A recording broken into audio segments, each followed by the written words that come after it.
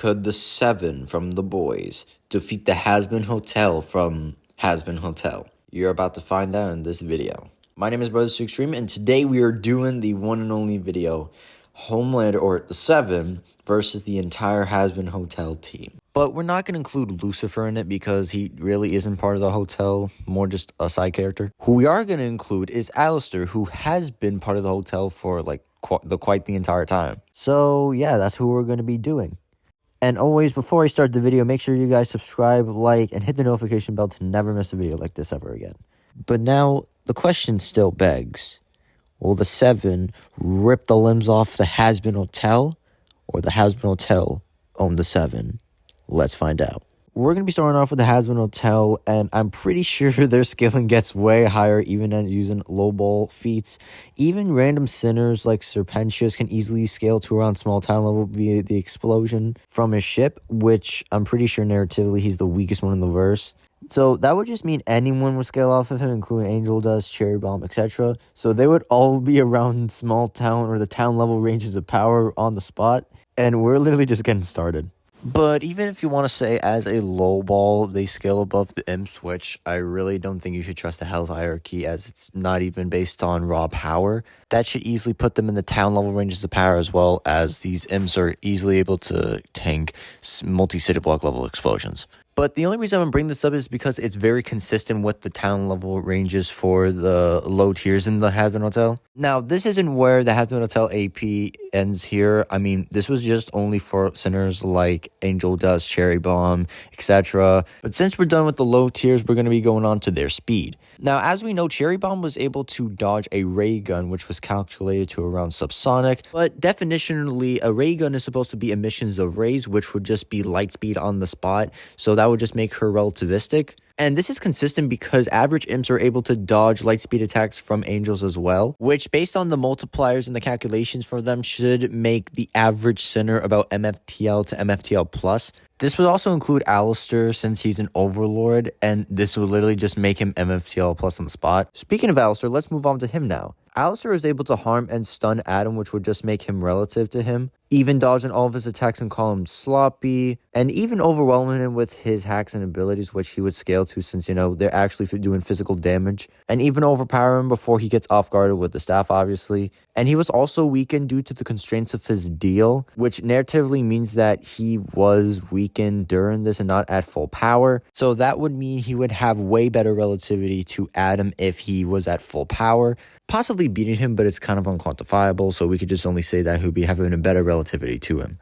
And speaking of Adam, how powerful is he? Well, he should definitely be in the planetary ranges of power as he's able to destroy Serpentius' ship and cut through the hotel, or just lowball in their country to multi-continental. And the reason why I'm using subatomic destruction is because subatomic particles are literally come from light speed and photons, so it would literally just blatantly be, you know, subatomic destruction if it's interacting and destroying. So yeah, Alistair would just be heavily upscaling this hotel with this AP. And the reason I'm not bringing Charlie into this is because, well, I really don't see anything that gets her relative to Adam. Even if you want to say that she should be, like, relative to Adam, that would just make their, you know, AP similar, I guess. But definitely Charlie should be above the likes of, you know, the sinners, making her at least town level. Speaking of sinners, more sinners that Alistair should definitely scale above, even while weakened, is Vox, which narratively he was not only able to, you know, almost win against him, even with the Vs, but even if you want to say he's at least relative to him, which is just the lowest of low balls,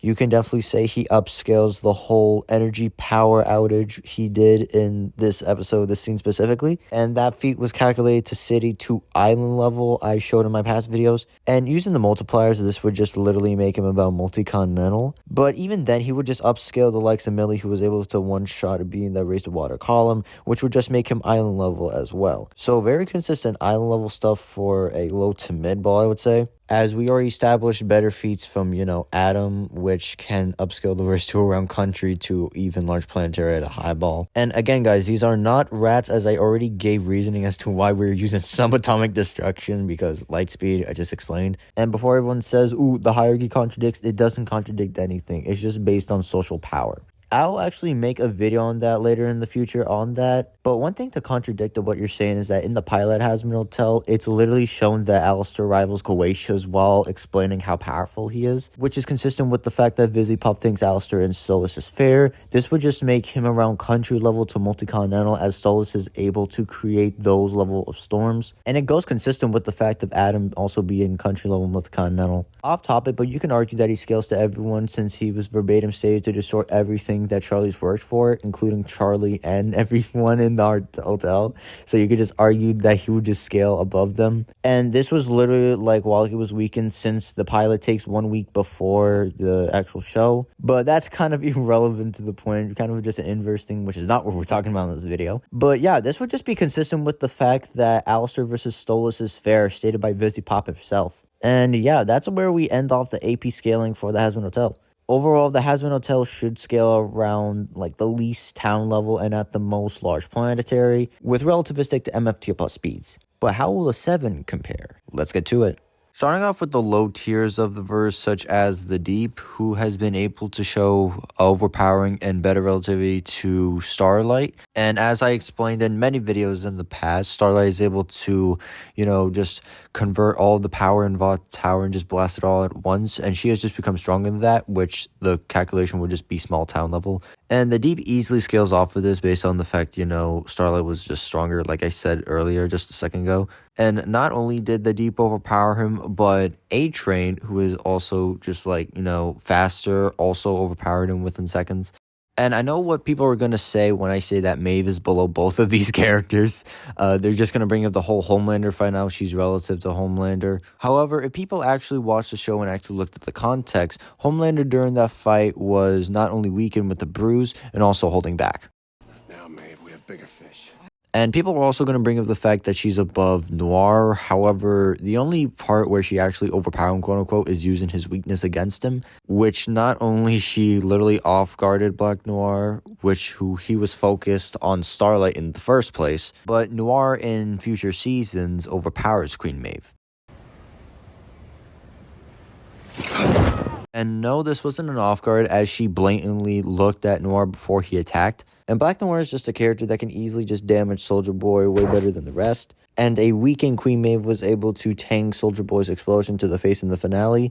This was calculated to around the city block to multi-city block level ranges of power. So literally every low tier is in that multi-city block. But what about the GOAT, Homelander?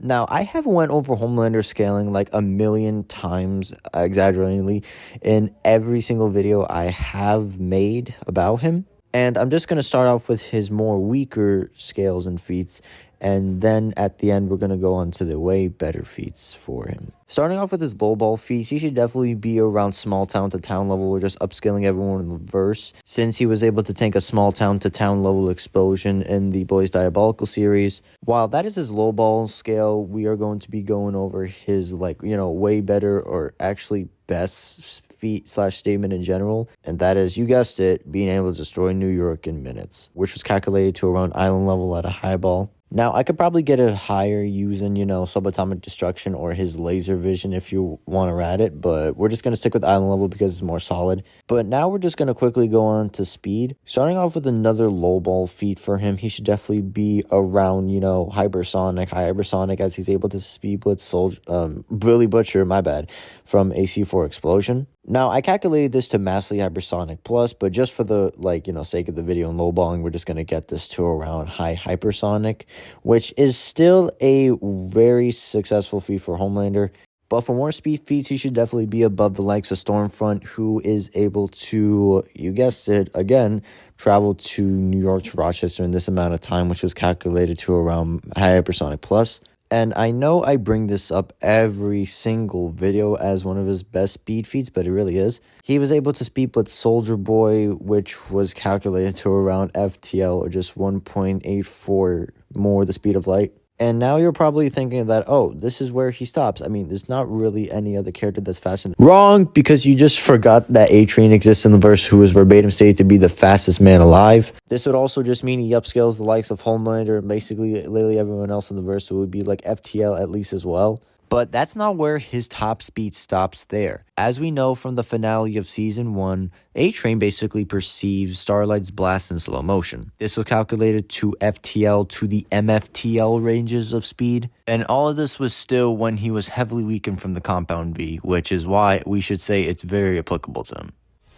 Now with that out of the way, who wins between the Hazbin Hotelverse and the boys? Who will win this Yeah, you saw it coming from the start. Alistair by himself already slams the entire verse. I really don't think, like, it's even debatable on that point.